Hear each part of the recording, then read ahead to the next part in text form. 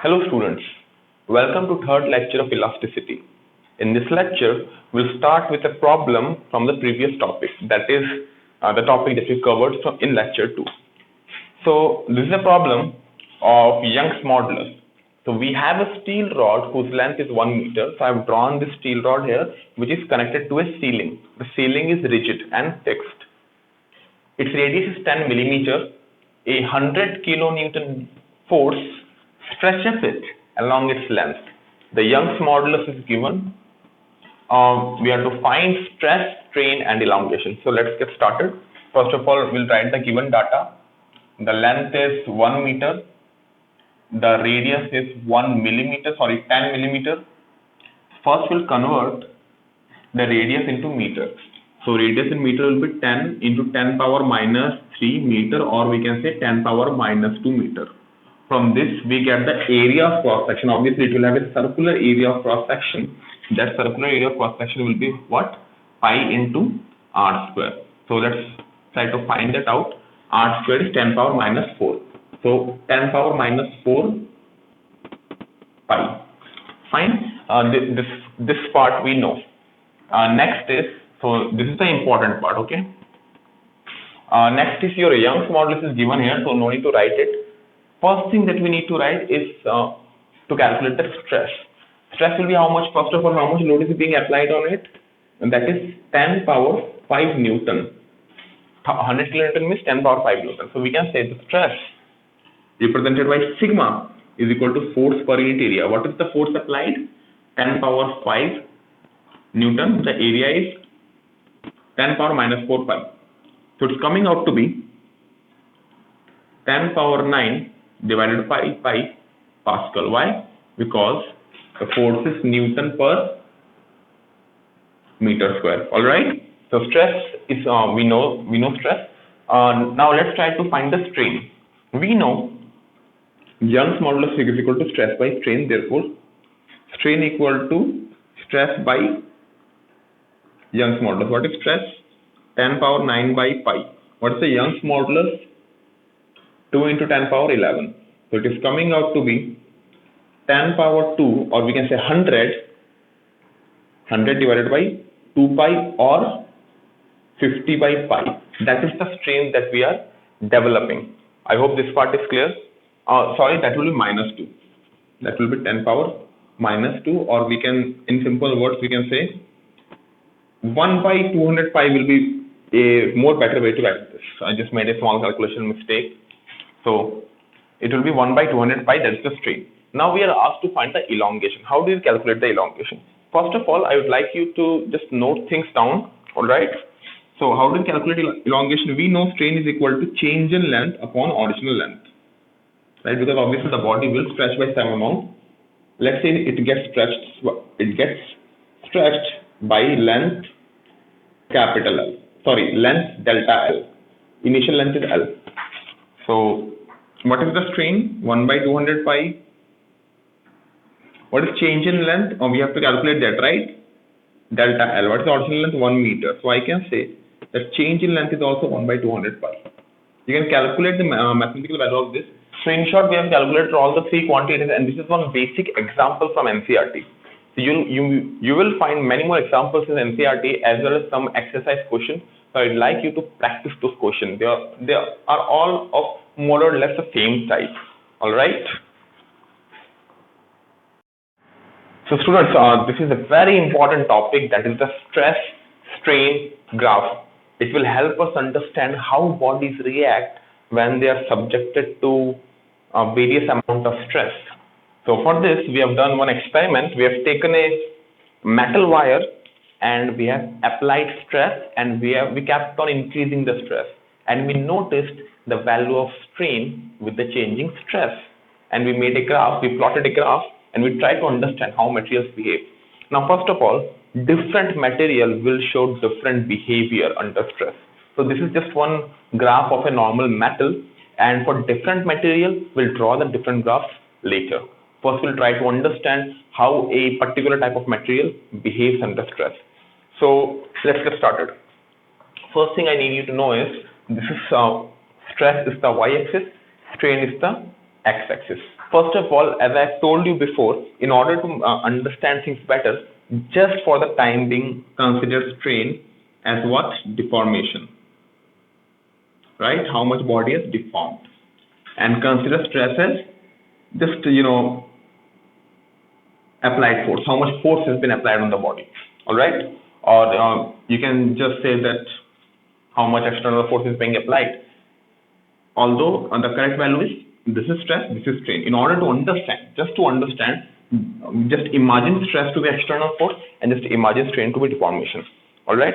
So the first thing that we'll go through is the graph OA.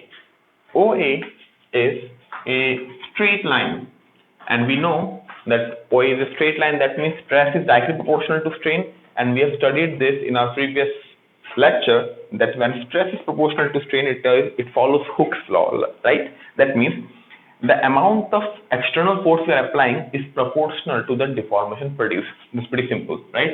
So Hooke's law is obeyed. Next is AB. AB is this part. This is rather a curved part. A curved part which is more inclined towards strain axis, or we can say deformation axis. In this part, it is mentioned that stress and strain are not proportional. That means they are of course not proportional because they are not following a straight line, but stress increases with strain. See, you can see from A to B, the value of y-axis has increased by this amount and value of x-axis has increased by this amount. That means as stress is increasing, strain is also increasing, but they are not increasing linearly. That is, they do not follow Hooke's law here. All right, but one important point here, but the body returns to the original dimension once stress is removed. See, you apply force on a body until point A, it behaves elastically, right? Follows Hooke's law and all. After point A, you again apply a bit higher stress. It obviously does not follow Hooke's law, but until point B, it behaves as an elastic. It behaves as an elastic body. That means from O to B. O to B is elastic region. O to B is elastic region. Why I am saying this? O to B is elastic region. That is, anywhere between point O to B, suppose you are just before point B, somewhere here. You have applied, you stretched the body until this point and you let go of the stress. You remove the stress. The body will regain its original shape and size. This is what it means. Kindly go through the second point again. Okay, stress and strain are not proportional in region AB. Nevertheless, the body returns to the original dimension once the stress is removed. Next is the third point. If the load is increased beyond B, that means if the load is increased beyond B, that is, we increase the load by, again, we increase the load and exceed the point B, the strain increases rapidly. It is noticed that after point B, suppose you have stretched the body by large amount. Suppose you take a metal rod and metal string or something, you stretch it by large amount. After some point, that is after point B, even if you apply less amount of force, the body still gets deformed. Even if we apply less amount of force, the body still gets deformed. See, you can see after point B, the change in y-axis is very less. The slope is very less. That means the body is moving more towards x-axis. That is, even for a small amount of stress, the strain is high. If the load is increased beyond point B, the strain increases rapidly, even for a small change in stress. That means even if you apply less amount of stress, the body deforms rapidly. In this case, the body has achieved plasticity. That means the body has some sort of, achieved some sort of permanent deformation now, which we'll understand in the next point. Now, I have explained you what happens after point B. So we have considered one point C, which is after point B. In this point, that is the third point, we have discussed what happens after point B. So to make you understand better, I've taken a point C, which is just after B. Okay, which is just after B. Say the load is removed at C. We have applied the stress on the body until point C and removed the stress at point C. Now try to go through the point 3 again. After point B, what happened? Even a less amount of force, made the body stretch by a large amount. So when we remove the force at that instant, what happens?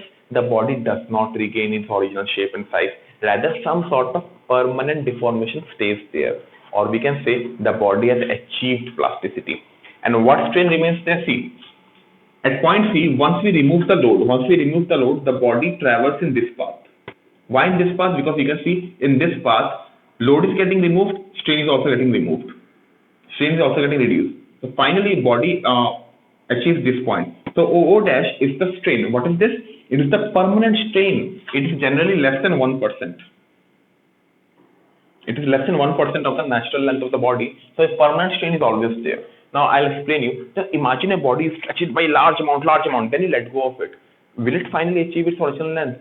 Some deformation is always be there. So we can say after point B, the region is totally plastic. So from point B and onwards, B2 you can say consider point E. The body is not E, consider D. The body is plastic, or we can say it is plastic region. B2D is plastic region. So let's go to the point 4 again. Say the load is removed at C, that is between B and D.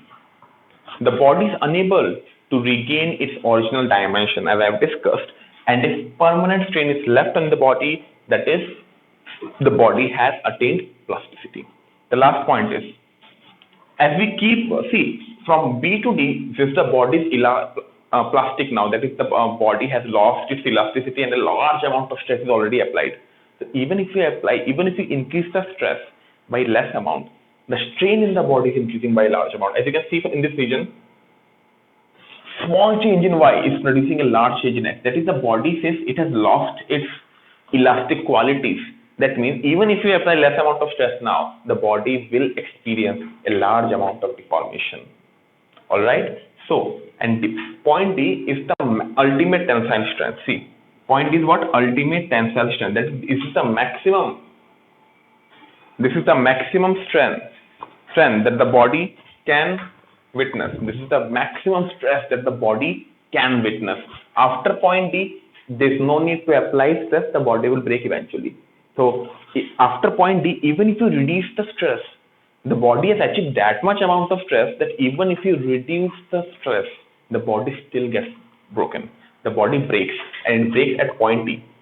That means beyond point D, that is the ultimate tensile strength, that is the maximum stress that the body can take, additional strain is produced even with a reduced stress. That even if you reduce the stress, the strain will be there because the body is completely broken. It is on the verge of breaking down. And soon, point E is achieved. Point E is what? Fracture point. Point E is what? Fracture point. And the body fractures. So I hope the whole graph is clear. I'll again explain everything in a nutshell. From O to B, the body, what it does, it is elastic. O to B, it is elastic. That until point B, even if you reduce the stress, the body will still regain its original shape and size. After point B, if you apply more stress, the body will attain plasticity, and thus a permanent deformation will be there. And as we keep going and reach point D, that's the maximum stress that the body can take. And after point D, it is inevitable for the body to break down, and body breaks down at point E. The distance between D and E is very small. In real life, it is almost like this, just a very small thing. But I'm not showing it up to the scale, just so that you understand that there is a curved path here. So I've shown it a bit bigger. In real life, this is very small. All right. So kindly note all these things down.